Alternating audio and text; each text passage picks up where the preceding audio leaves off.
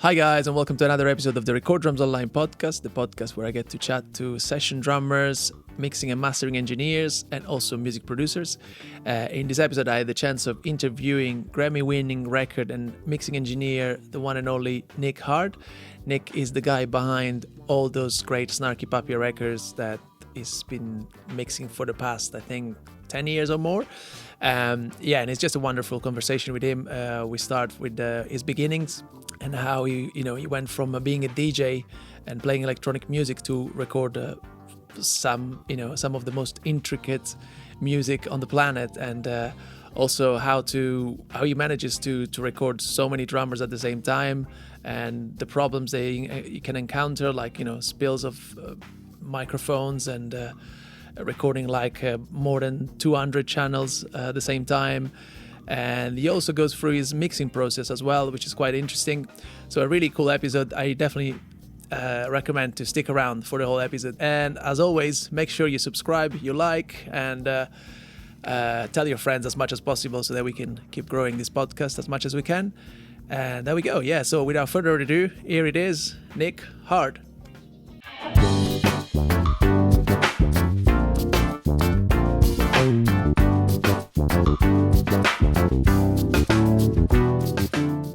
Hey Nic, nice one. Are you in your studio right now? I am, yeah. So I'm like 99% done building it.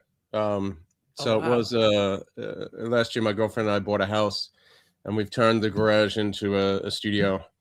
But it's been like a major thing. We had to take the roof off, make it higher, to accommodate the Atmos surround sound speakers, and it's been pretty mental, actually. Nice. Oh man, we're about in Spain. Is it? So I'm an hour south of Valencia. Valencia. Oh, okay. So sort of on the coast, and it's near a town called Denia. Denia. Okay. Yeah. I've been to around Valencia. It's beautiful there. Like it's just a lot of paella, a lot of great food. Yeah. Oh, that's awesome, man. How did you decide to move to Spain? What was the? It was sort of random. Basically, I've been in New York for 20 plus years, and was sort of looking for somewhere to go, and I didn't really want to stay in the States, and I felt like Spain was a good, like, in between where I can still get back to the States easily, for work, and because half the time my work is when I'm mixing, it's remote, so I just need to travel for the tracking sessions and stuff like that. So that's awesome. And with the Spanish, everything, like, because I don't know, it must be like, for me, like, I'm Italian, and moving to London, for example, it's already like, oh man, I have to learn English. It took me like 20 years, and I'm still... it's slowly but surely. Yeah. Okay. Yeah, I guess like the language, after a while, it's just like once you live there, you kind of have to. You have to. Yeah. And that's cool. So, nice. So we normally start the podcast every time with an introduction. Like, if you could give us like an introduction of yourself, like how did you start in music and became a record and mixing engineer? Yeah, sure. So I guess it did start when I was in high school, almost, in that I got into DJing and making electronic music. And I left high school and went to Temple University in America for psychology and pre-med. And that lasted 3 days. So halfway through my third lecture, I think I was like, "Excuse me, I need to go to the bathroom," and I left. I was much more into sort of, well, basically going clubbing and hanging out with friends and all of that stuff. So after a few months of that, I moved back to London, and there I worked all kinds of jobs, from like the mailroom in a hospital to scaffolding to working in a pub, worked in a bank. But the whole time, sort of like in the evenings, I was at that time living with my brother, and we had all these drum machines and synths, and on the weekends we'd just basically sit there all night fiddling with buttons and knobs and stuff like that. And then I went back to New York, and I decided that I liked playing with sound, and I was like, maybe I should get a job in a studio. And I didn't know anything about it. I played a little bit of guitar as a kid, but I had really very little like musical knowledge, no formal education. Um, and so I did attend a 6-month course, audio engineering course at this place called the Institute of Audio Research in New York, and at the same time I did an internship at a place called Unique, which had sort of been around for a while. And then from there, I became an assistant at Unique, and then I got a job as the assistant engineer at a place called RPM, which was like a small one-room place in New York that had a Neve, and they had like basically 2 of everything. It was a really amazing place. Then I became the house engineer there. Wow. So, and this is all over the course of maybe like 3 years. It was like, Wow. it was really fast. Because basically the kid who was the house engineer before me at RPM, he basically quit, and the studio owner had all these huge projects that were lined up, and basically just threw me in because he had to cover his ass. Okay. So if it wasn't for that, you would probably like, you wouldn't, I don't know, it would take you longer, I guess, like, you know. No, sort of thrown in at the deep end with this stuff, and I definitely felt like I wasn't supposed to be there. But yeah, it was good. And then at some point during that time, I assisted on a record for a band called The Church from Australia. They're like an 80s band, and the following year they came through town, and the drummer who was the producer asked me if I'd like to engineer a record for them in Australia. And so at that point I quit the studio and went to Australia for like what was supposed to be 3 months ended up being 4 months, working on this record in which was pretty crazy. I mean, it was, I've said this in another interview, it was the most like Spinal Tap experience I've ever had. But why is that? Was it just like some moments of just some crazy guys, just some crazy guys. Yeah. How did you feel though, like leaving such I don't want to say like just one of those jobs that because you were working in the studio, so I guess you were getting a lot of work through the studio, and then just quitting right away to follow these guys. Honestly, I wish I could say that I'd like put some thought into it, or I really didn't. It was just like, yeah, okay. I gave it zero thought and just went and like didn't think about the repercussions, didn't think about the fact that I would be coming back to New York and then have to somehow be a freelance person. I just didn't think about it. Well, in the end, it worked out. So it did.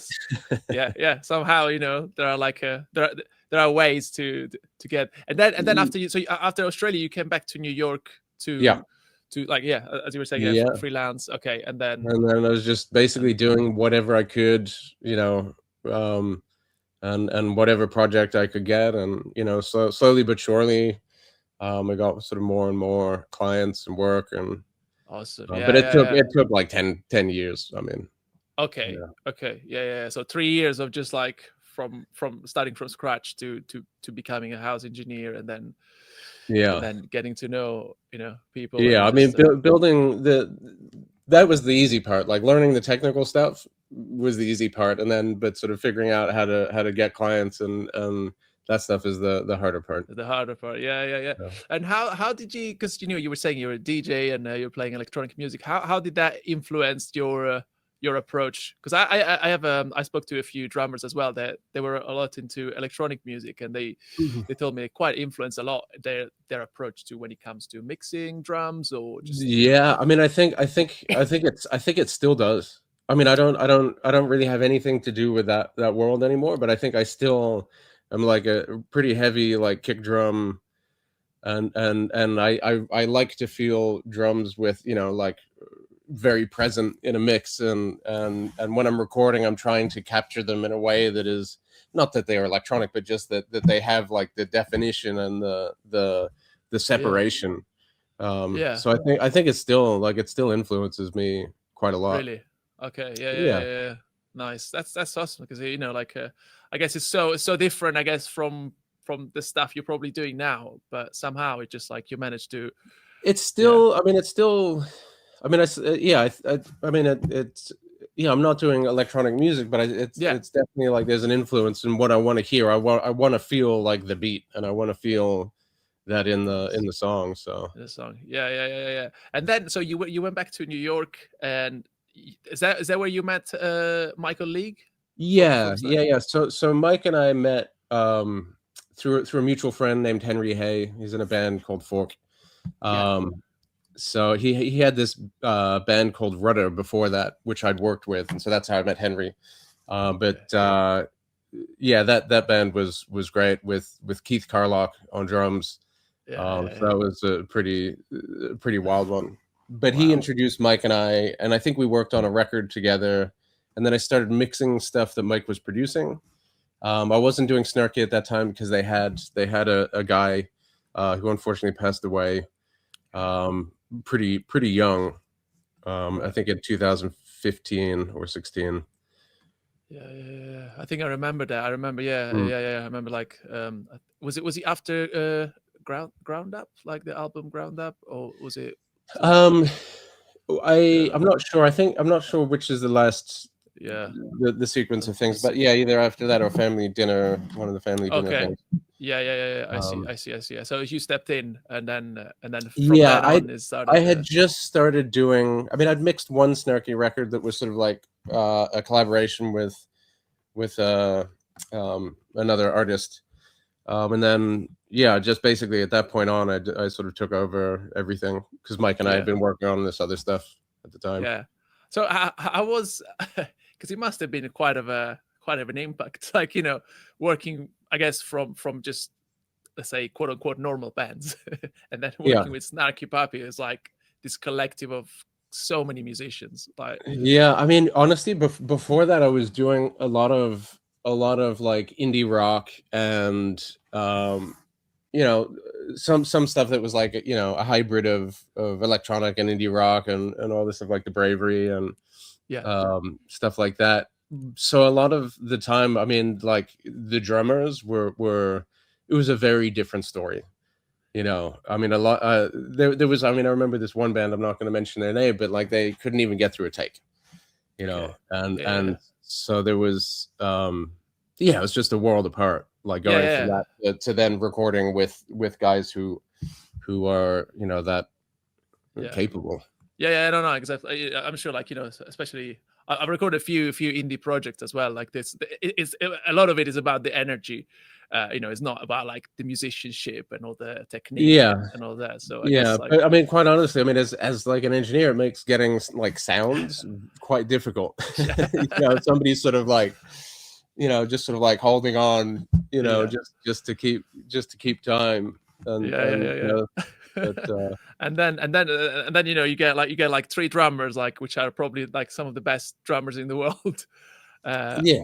Guitarists and all that. How was did you get kind of a anxious about recording for the first time with Snarky Puppy, or was it just like not at all? I mean, it not in the slightest, actually. Wow, that's great. But again, I think it's more just that I think it has more to do with it. I don't think about things. I'm not a good like I'm not good at planning ahead or like thinking about the future. So I just sort of like go and do things like, we're gonna record some drums and So when they had to record like three drummers and all that, you're like, just okay, let's figure it out. And I mean, for me, like that was a question of how do I get the sounds that I want to get when I have three drummers right next to each other. And how do I control it? But in in a way that's fun, and that's a challenge for me. So how much time do you spend just setting up everything, like at least for the drum side of it? How much goes into that? I mean, it's different in the. So with Snarky, I've done 2 studio albums and then 2 of these like live recording sessions, orchestra. And so obviously the studio one I spend more time setting up because I am like allowed to play with things like gobos, and we can stop and all I ask people to change tuning on drums or deadening or just taking much more time to like experiment with those things. But in the in the live sessions it's much less. Okay. and we spend, I mean, it's hard to put an amount of time on it because it's sort of like bouncing around and Yeah. but because there's less things that I can do in the more live situation. It's really like just get the mics on the thing, check Yeah. it, listen to it, make sure it's sounding good. Okay. And make sure, I mean, with those guys I don't have to worry really about like tuning or anything like that. Yeah. And there's also a drum tech who can take care of that stuff. Yeah. Is that Dave? Um, Dave Mason, right? yeah, Yeah. I met yeah. Dave. What a great guy. He's it's like a beast of as a drum tech, and also I mean I've seen him drumming as well. He's even a Yeah, great drummer yeah, as yeah, well. So it's yeah, yeah, yeah. No, he's fantastic to have around. But yeah. yeah, I Nice. mean, so in the non-studio sessions, it's a lot less time. Okay. So Okay. Yeah. Nice. And when it comes to phase issues and all those like little details, because you're recording, I don't know, 200 channels or even more. Like, yeah, I mean, honestly, I don't worry about it at all. okay, So there was, I mean, at least phase wise, I mean, with this last record with the orchestra, I considered moving the string section ahead in time. Um, because the distance between them and the drummers, and obviously most of the spill that was happening with drums in the string microphones, and so okay, they were about 40 milliseconds away on the other side of the room. But in man. the end, I didn't do anything with that, so Okay, it sounded fine. And it just just worked. there are some sections where the drums have like a little more reverb. So Okay. So it's all with reverb. Yeah. Even yeah. even the bleed in terms of bleed going from I don't know, one drum to another, or just like Yeah, I mean that stuff was actually pretty under control. So okay, because of the microphone choice and because of I mean I with that particular recording, I mean I have the microphones like this far away from the heads, so okay, much closer than normal or in a studio. I'm using 3 overheads instead of okay, 2 so that they can be lower, basically, okay. so that they're I don't have to turn the mics up as loud, so I'm not getting as much of spill from other things. So basically, Yeah. it was the microphone choice was all about like trying to reduce the amount of bleed. Awesome. So, but Yeah. it's actually pretty amazing. It's like when you hear through one drum set, the other drum set, it sounds pretty far away. Okay. So there Yeah. is no. Okay. And in terms of like miking, like you were saying, okay, 3 overheads. Can you tell us a little bit like what kind of mic setup did you have Yeah, sure. for those? So there was a kick in and a kick out, and so there are 4 kits, and it was more or less the same for every kit, except for the fact that there was one kit that was all snares and All right. one kit that didn't have toms or whatever. In the beginning, and I spoke about this with Michael ahead of time, and then we had a conversation with the drummers, and we said that like rather than having 4 drummers who bring their like all bring their own kit, and all these guys play with and girl play with like 2 snares and 3 toms, is like let's make 4 distinct drum kits so that there's a reason to have 4 Each one. drummers. Yeah. So rather than everybody having like their kit, we had 4 drum kits, and they would rotate Oh, between the drums. depending on the Okay. song. Okay. So on some songs, Nicky will be playing the 3rd kit, and on other songs, the 1st kit. Yeah.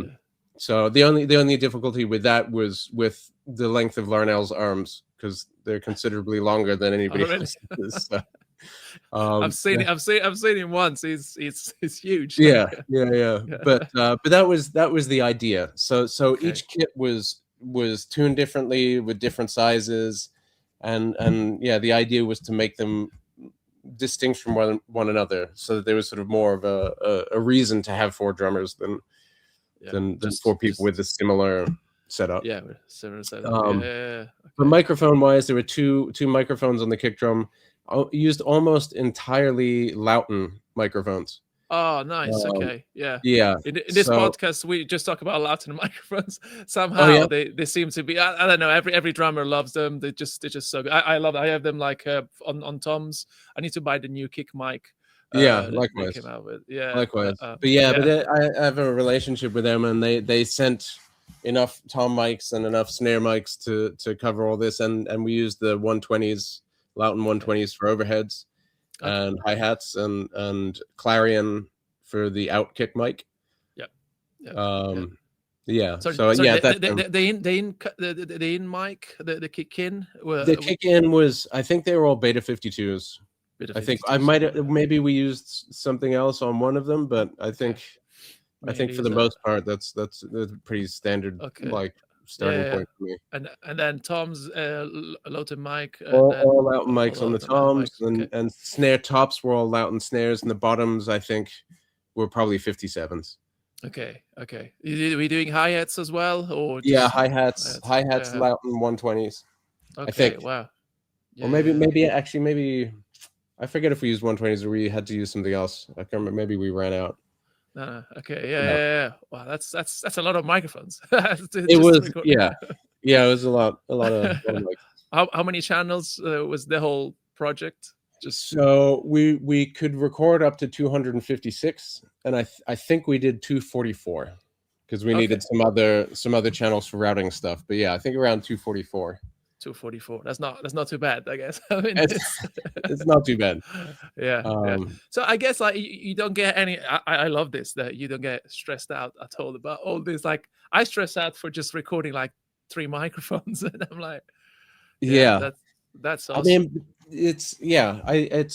I mean,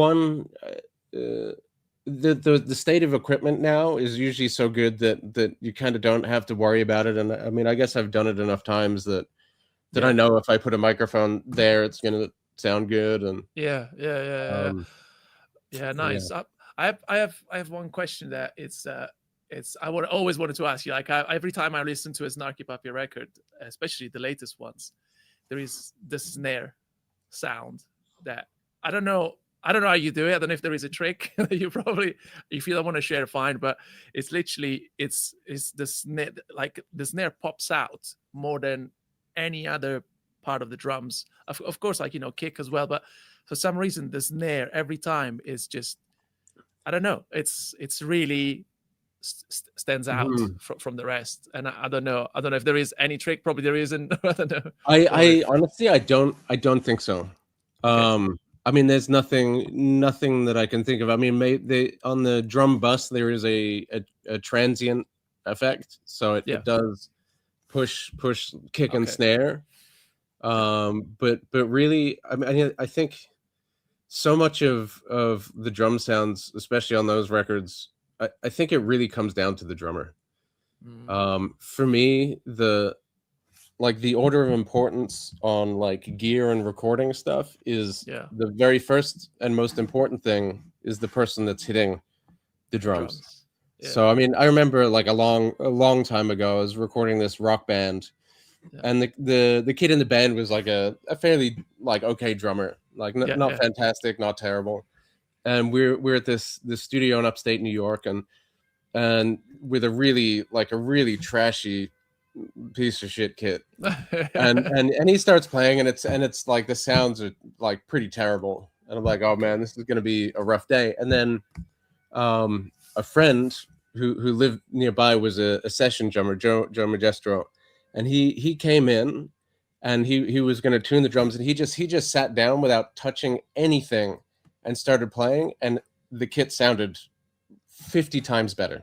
So the only difference was this guy's touch. Yeah. Yeah. Yeah. So yeah, so the guy hitting the thing is the most important thing. After that, it's the drum set and how it's tuned and how it's treated, and how Yeah. much dampening and all, and what kind of heads and all of that stuff. Then it's Nice. the room that the drum kit's in, Okay. and then it's like the microphone, and Okay. then the preamp. Like the sort of my end of things is like the least important part of it, Okay. Yeah. Yeah. for Yeah. sure. Do you do any sort of mixing on the way in, or do you just leave it for the end, like just for If I'm in a studio situation, yeah, I do a fair amount. I'll do EQ and some compression, and if there's stuff in the live situation, no, because half the time we're just gear wise, the only thing that we can do is is get it to a mic pre and get it in. Yeah. So Yeah. Okay. Well, when is it studio? You just compress it yeah, I with mean, like a and reverb. I think that's an old habit from tape. Okay. Because recording to tape, you basically wanted to do all of your EQ before tape, because if you were trying to like brighten something after the tape machine, you'd bring up the noise floor. So yeah, you want to try to get the sounds like as they're supposed to be, First. recorded like that. Yeah. Yeah, And then you get okay. And yeah. how much when it comes to mixing, I guess, what's your approach? Let's say when it comes to mixing, in I would say first in general, and then to mixing drums. Like, do you start always with drums? Do you start with I something do, else? if the song is like is has got a like a groove and is a rhythm section or something, then yeah, I usually start with the drums because it's the most complex, and I like Mm. really provides the foundation, so we'll build Yeah, from there. from there. But always like the main objective with like starting a mix is to find what feels good for the whole song. Okay. So I'm not like, when I'm like trying to find a good snare sound or whatever, it has to do more in relation with the other instruments Right. that's going on. So rather Yeah. than being like, I want this to sound like a good snare drum, I want it to do something for the song and for the Yeah. feeling of the song. Okay. So I'd say Yeah. it's sort of more based on feelings rather than like technical, Yeah. like fidelity or I see. something. Yeah. And then you always go like kick, snare, like in terms of mixing, they just did. In terms of pulling it together, yeah, I mean, I'll check the kick. I basically go through the kit as fast as I can, just starting with the kick and the snare, and basically just I see if there are any like issues or problems that need to be dealt with. Like if a drummer if perhaps like the beater is like doing a soft hit in between where it should, and if I need to gate it or whatever, Yeah. take care of some of that stuff, or if there's a weird resonance on the snare, then I'll Yeah. check phase and stuff with the overheads Okay. for the snare, because Yeah. sometimes I found that it's actually better with the overheads, with the phase foot. Right. And then I'll deal with the hats and the toms, Okay. um, and the Yeah. rooms and things like that. But I try to do that initial thing really quickly and just get a drum, like a balance together, Yeah. and then there's processing on the drum bus, like Yeah. an overall EQ and compression thing, and then I'll bring in the rest of the instruments, Yeah. sort of one by one, and then go back to the drums to try to Okay. like to find the style or the like the right energy. Yeah. Oh man, Which could that's be awesome. like adding distortion or more compression, or pulling the room mics out or putting them back in, or making like looking for Yeah. like the stylistic thing that Yeah. suits the In fact, I song. wanted to ask you because I guess do you mix with Mike, or is it just you? And like, how much freedom do you have to say, no, well, I think this this type of sound is gonna work out. I mean, a lot of freedom. I mean, with all of these with most records that I do, I'll do the first pass, and then with with the Snarky stuff, then Mike and I'll get together and Okay. we'll revise stuff together. And in some cases, he's like, no, that's way too much like reverb, or the balance on that stuff isn't correct, and we'll go through it together. But that Okay. initial pass, like I'll always Yeah. do that by myself first. Nice. I remember Nice.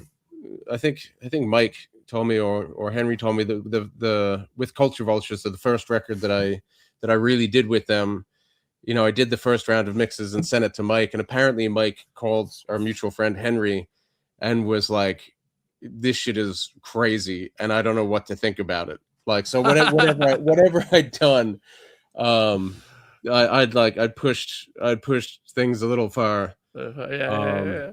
and Yeah. I mean, Henry was like, "No, it's great, it's awesome." So I think Mike sort of came around to it a little bit. I think we dialed it back a A little decent bit. amount, Yeah. but Yeah. yeah, but But I mean, I yeah, guess you kind of have to try things out. Otherwise, it just you never know as well. Like it was especially if it was your first time working with him. Like I guess yeah, you yeah, kind of yeah. have And I to. mean, I feel like it's in that first like pass of mixes, it's important to try stuff. I mean, I look at it as that's like part of my job is to show the artist like what some of the possibilities are. And sometimes they love it and sometimes they hate it. And so it's and it's very easy to like be like, okay, well, yeah, if you don't like that, we can try it like this. Right. But I like I don't know, just sort of going with like a first gut instinct, even if it's and see if it turns out wrong. And see what happens. I wanted to ask you also, like in terms of because I know you do a lot of mixing like in Atmos, and I just wondered, like, when it comes to placing instruments, okay, even let's say not in Atmos, just in stereo, like, because you have such a massive band, like, is there an order that you normally use, or is just like no, not for only for the live show, like the real live show. I've done a lot of like mixing of like Snarky live, where we've actually gone on tour with them and recorded the live show and then mixed it on the bus overnight, and that stuff I'll pan it like it is on stage, more or less. Okay. And that came actually because of a crazy German fan.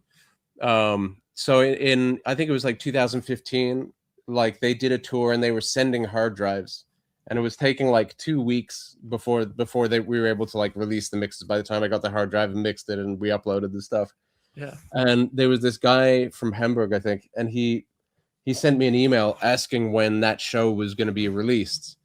And I was like, yeah, it should be coming like next week or something. And then when it was released, he emailed me back and he's like, the panning's all wrong. Like the guy's like, he's like, the guitarist was on the left of the stage and the horns were on whatever it was. And so I hadn't seen the show. I didn't know like what it was supposed to be. So from that point on, I basically panned it like it was on stage. Wow. What a fan, a real fan like you. Oh yeah. Yeah. It's like, no, Mark Lettieri was more on the left than Bob Lanzetti. Yeah. But for the albums, for Somni and for Empire Central and stuff like that, it's there isn't, because they're basically set up in a circle, so there isn't like the same like stage setup. So basically the panning's free, and I will just do whatever panning makes the most sense and gives the most separation, because you do get a certain amount of separation when things are either on top of each other or panned opposite each other. So I try to maximize, so that you can hear each thing. Like sometimes it makes more sense to have this guitar part on the right than on the left, and same with all the percussion stuff. And and then with drums, like especially when you have like 4 drummers playing at the same time, is that like a way that you just like kind of pan them? On this record, or the last 2 records, Stomny and Empire Central, I think for the most part everybody is panned normally, i.e. kick and snare in the center and panned out, because they're trading section to section. So they're not really overlapping. Sometimes somebody's playing cymbals on top of somebody else's groove and something like that. And except for certain sections, there are I think during the drum solo section, I can't remember what song it is, but off Somni, there's where all 4 drummers are trading. And in the stereo mix, then I pan it out a little bit. And then in the Atmos mix, there's basically like a drummer in each corner. Wow, nice. but for the bulk of the songs, they're central. I think in Culture Vulture, there's a little bit more of panning left to right, because there was a little bit more overlap. So just separating them slightly. But I think predominantly, like, kick was still in the center, or both kicks would be in the center. Yeah. And do you get, I guess, like, do you get also a bit of flams between, honestly, strokes? not with those guys. I mean, like, you would think that there would be, but I can't remember hearing a single flam. Yeah. That is awesome. That is like a testament to like how good these guys are. Like, sometimes you just think like, oh, maybe it's editing. I remember like coming to see Snarky Puppy the first time, and I was so impressed because one of those videos came out on YouTube. I was like, oh yeah, that's great. but I wonder if there is any editing to it. And then I saw them the first time. I was like, this guy's Very, editing. very, very little, and it's usually not the drummers. So Oh wow, okay, yeah. It's great. Do they record with Click as well, or is it just? yeah, all this Oh, stuff is with well, for the most part with Click. Yeah. nice, Yeah. nice.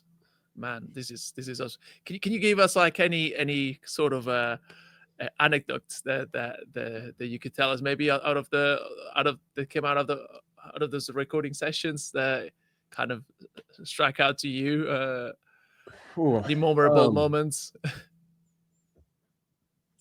Geez, I'm not entirely sure actually. I don't know if there is any, you know, any moments where you're like, so but when you're recording, is it do you have like assistant engineers and? Yeah, for sure. So I Okay. mean, on Somni, I had this girl in Anya who's been assisting me for a while. Okay. And then I mean, on that record, there was also like the Metropole has an engineer, and he had some assistants. So like there's also Michael Harrison who's doing the mix for the audience, and another guy named Ryan who was helping to do monitors for Snarky, and Nice. Dirk, the Metropole guy, was doing monitors for the orchestra. Yeah. So I mean, basically, it was like the four of us with then assistants and interns, right. because it's a lot of microphones. Yeah. Okay. Nice. And yeah. I don't know if you remember any any moments that now. Not off the top of my head. Okay. And sorry, going back to the mixing side of it. Is there anything particular that you do in terms of like on the drum bus? Do you put any, I don't know, plug it? Because you do everything in the box, right? Everything is in the box now. Yeah. Okay. Yeah. Okay. Yeah. I mean, I have a sort of a chain of things that I like to have on a drum bus. The first is this Bax EQ thing, which basically just controls the super top end, like basically above 18K, just rolls off some 18K, and then things below like 30 hertz. Okay. And that's not super sharp, but and then usually there's some compression. Okay. And then I'll use this SSL drum bus thing that has this transient effect that I was talking about, which also has a little bit of compression and a little low frequency boost thing in it. So a little bit of those three things from that. Nice. Then usually the Slate tape machine. Mm-hmm. And then there'll be an EQ, which I'll usually use like an API, and that basically, like on that, I find that I usually knock out 2 or 4 dB of either 400, 800, or 1.5 or 3K. So that depends on what's happening with the rest of the material. But I find like sort of making a little dip in the low mid, or somewhere between low mid and high mid, creates space for other things. Yeah. And so depending on what the rest of the instrumentation is, and I'll sort of make that choice there. Adjustments. Yeah. And then beyond that, that's sort of like the basic thing. And then after that, it'll be like if I want to add like a distortion, or if I want to be like super compressed, I'll add another compressor. Okay. Okay. Yeah. But that sort of that depends. Nice. And on the snare or kick, you just do everything on the way in and just. No, I mean, it's there will be EQ and compression, and sometimes not a gate thing, but there's a thing called silencer that is sort of like a gate and debleed plugin that's pretty great. But that also, like, I mean, if they're like things like ghost notes and stuff, I'll probably won't do that on the snare, but sometimes on the kick, just to help keep it tight, keep down any low frequency like rumble or other stuff that's coming through that mic. Yeah. And in terms of overheads, do you use do you let's say leave a lot of it, or just you try to go more close mics? Again, that'll depend on the song. But yeah, I mean, I think for me it's like a balance of the two, so that because I want the snare and the kick to be punchy, and there's sort of like a balance for me, like between the overheads, whether you're getting more of the snare from the overheads or the close mic. But yeah, it's Yeah. again, it's like sort of like song by song Nice. Yeah, yeah, basis. yeah. And also like when it comes to reverb, do you have any thoughts on reverb? Like, do you use like more or less depending on, I don't know, what your ears go for, or just like it's Yeah, I more mean that's again, it's just a feeling. And okay. also like with same with the like the whatever room mic there is on drums or like if there's like a super compressed mic, it's just sort of whatever feels good for the song. Yeah, yeah, Um, yeah. you Do you know, use and I do you use any specific mic for those like reverbs that, like, I don't know, like a trash mic or something like that? Just I mean when I'm like recording in a studio, sometimes I will also like in addition to like close mics on everything is in the overheads and a room mics, I'll also have a Glyn John setup, which is one overhead, one behind, and one another yeah. mic down on the kick. Okay. So that I can play with those. And sometimes I'll have those super compressed. Right. Um, Okay. Yeah. but yeah, I mean, really, I try to just look for stuff each time and Yeah. see Yeah. see Yeah. what's working. Also, sometimes in the studio, I'll have set up on sends out of Pro Tools. I'll have a series of guitar pedals that I'll just run a bunch of stuff through just to see if there's anything cool there. And I mean, yeah, you'd be surprised how often some of You that use stuff those. makes it from the tracking session all the way through to the R- mix. Really? So Oh wow. it might be some some distortion or some reverb or delay that's Yeah. Yeah. short Yeah. delay or something.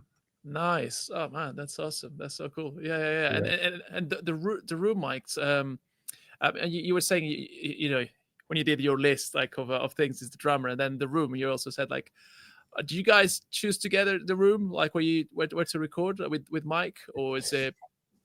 Um, it depends. I mean, I think for Somni, I actually went to Holland to look at this. So the some people from the Metropole found a series of spaces, and this they thought was the best one, and I went there just to make sure it was suitable. Yeah, Um, and it was. I think in the past, like for Empire Central, I think Mike just found that, or nice. because they Okay. wanted it to be in Dallas, and Yeah, yeah, yeah, yeah. yeah. To be there. Yeah, yeah, yeah. That's awesome, man. That is so cool. Nice. Is there any future projects coming out that you can share, or like that you're mixing at the moment, or that anything that you can share? Of course, like don't want to. Um, Geez, I can't even remember what I'm doing this week. There's a bunch of stuff, but I mean, I think the thing that I'm most excited about at the second is to see the Grammys Yeah. this year. Mike, a record that Mike produced and that I engineered, Yusu Endure, Uh huh. is up for like best world or best global music album. So Nice. I'm sort of looking forward to seeing if that does well, because that was a really fun one. Yeah. That we Where did. did you record that? Was it? A lot of it was recorded at Mike's house in Okay. Barcelona. Okay. Yeah. Um, Yeah. Yeah. Yeah. Nice. so, but yeah, Can I really interesting ask you crew. if the yeah what's yeah what kind of you know, like what kind of setup did you have for that to record, like, because I guess, like, you know, you just sometimes especially when you have to record world music, it's completely, I don't know, Yeah, like Bokante, it's just percussions, right? So yeah. I uh mean that the Bokante is a definitely like a special case. I think with Yusu's record there was a drummer for some of the stuff in addition to the traditional hand drums and things like that. But Bokante is yeah, that's a whole other thing. I mean, that's okay. much more difficult actually. Mm, I'd say in terms of like mixing, um, just because especially if you're looking for like the usual like sort of like bottom support and everything, it's sometimes hard to find where that's supposed to be yeah, yeah, like with some of these miking hand up drums.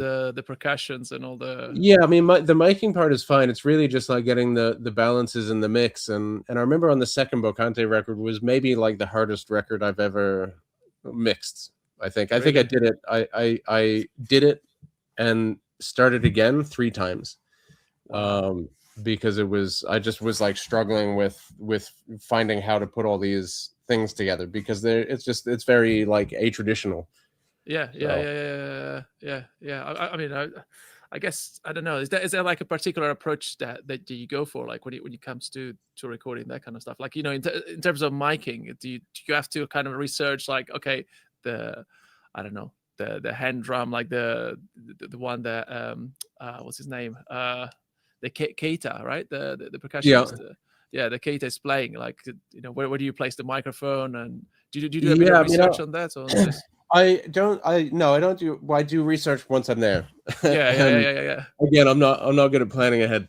Mm-hmm. But I'll definitely like experiment with the mics and sort of figure out where they're supposed to be. A lot of the time, some of these guys also know where it should be. So Okay. I mean, sometimes So they'll just be like, yeah, it should be like here.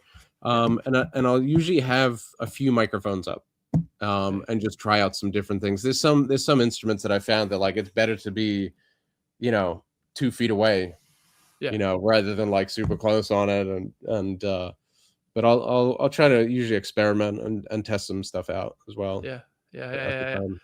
Yeah. Can I ask you how much, like, if you, I mean, of course you didn't plan this, but it's crazy how much, like, from being a DJ, right, and just getting to record now all this music that I guess is completely different in a way. Like, it's just that kind of trajectory that now you get to record, like, all sorts of instruments, all sort of you probably never thought about this, right? It's really great. I mean, I love seeing like the variety of instruments and just sort of having these opportunities to do this stuff, and it's it keeps it interesting for sure. Yeah, I guess. Yeah. Nice. So we normally do this thing at the end of every episode, that it's called the 10 non-rapid fire question, because it started as a rapid fire, but it's never rapid fire. So feel free to expand and just go for it. So no worries. So first question is top 3 albums for best drum sound, if you have. Top 3 albums. Yeah. Definitely, like, one of the things which I still like every time I go into like a new studio or space that I don't know, I will put on album Beck Sea Change. Yeah. And the drum sound on that is phenomenal. Which, sorry, is there a particular song that you put on, just to I mean the first two songs on that. So yeah, I mean that's definitely on the list. I don't know, this may not be in order.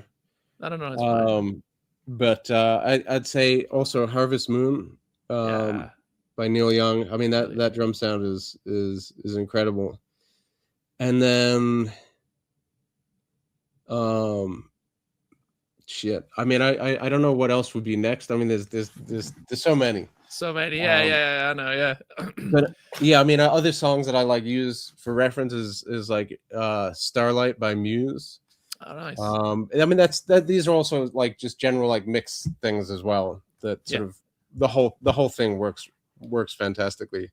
But I mean sort of favorite records, like otherwise, like Radiohead's OK Computer has always been like a major influence, and like certainly in terms of like effects and production and stuff like that. I mean the drums on there are awesome. So good.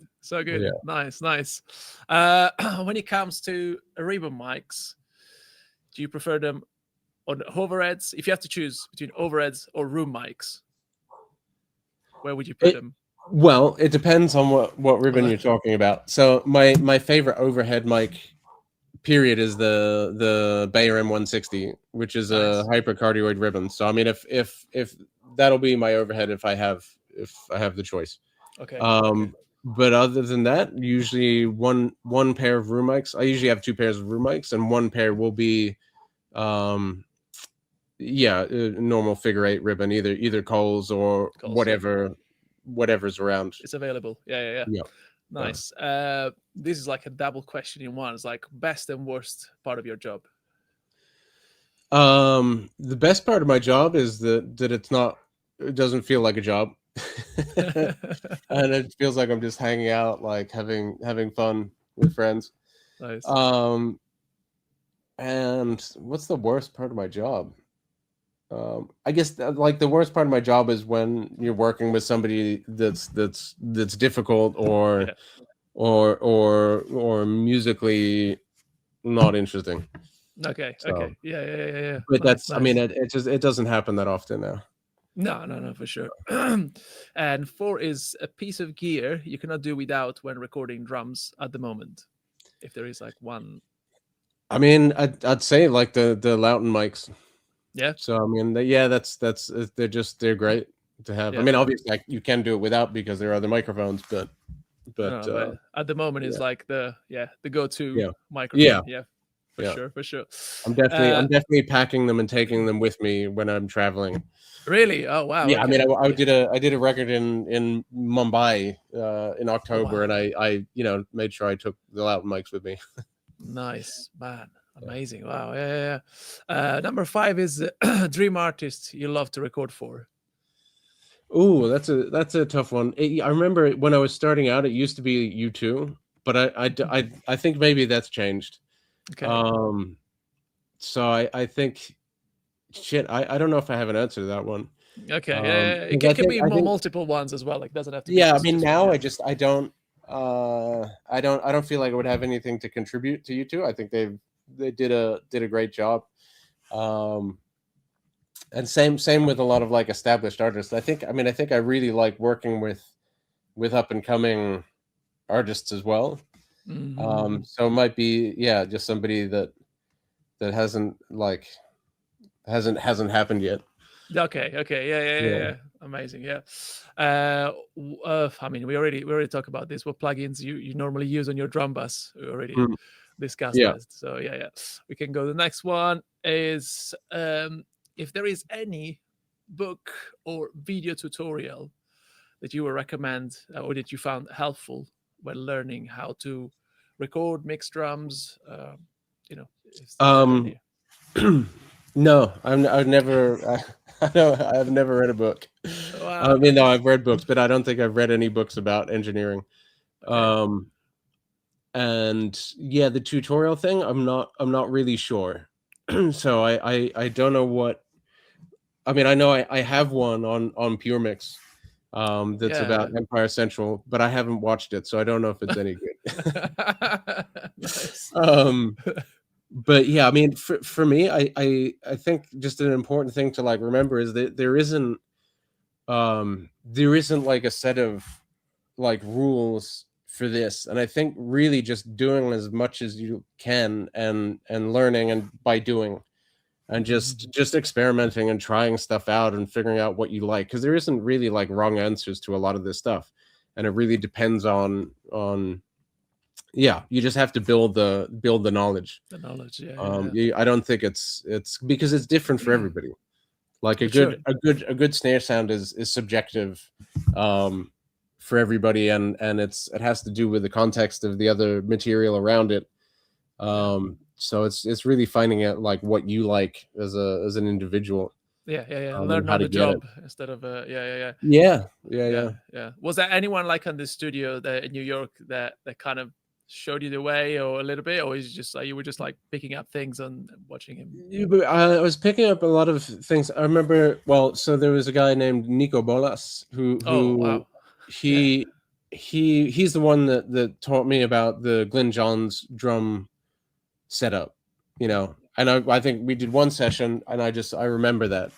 And then like in mixing, a guy named Michael Barbiero, Mhm. I forget what record he was mixing, but you know, he was telling me stories because he mixed Appetite for Destruction and Justice for Wow. All, and so yeah, I mean, I learned a lot from him. So there were lots and lots of different people that I learned from in that RPM studio. Nice, Uh, nice. That's yeah. awesome. That's so cool. In fact, actually, the next question is like, who's your inspiration when it comes to recording drums?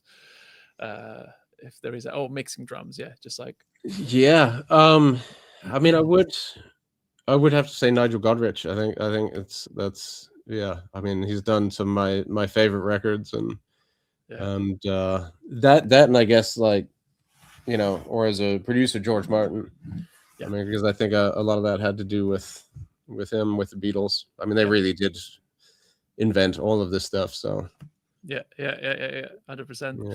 Nice. 9 is best advice you've ever received. Best advice. Um,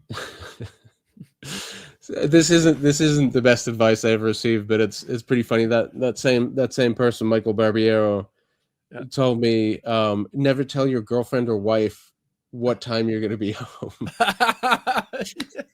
And I thought, he's like, because you think a session's going to end, early, and then you tell them, and then you get home late and they're disappointed. Yeah. That wasn't maybe the best advice, but it was just No. a funny one that That's a I great. remember. It's a great Yeah. advice. Absolutely. Yeah. It's not a typical job where you finish 9 to 5, just Yeah. can go on It's, and and yeah. it's unpredictable, man. And when you think something is going to end, like, it can just go for another 5 hours. Yeah. Oh man. And last one is worst advice you've ever received.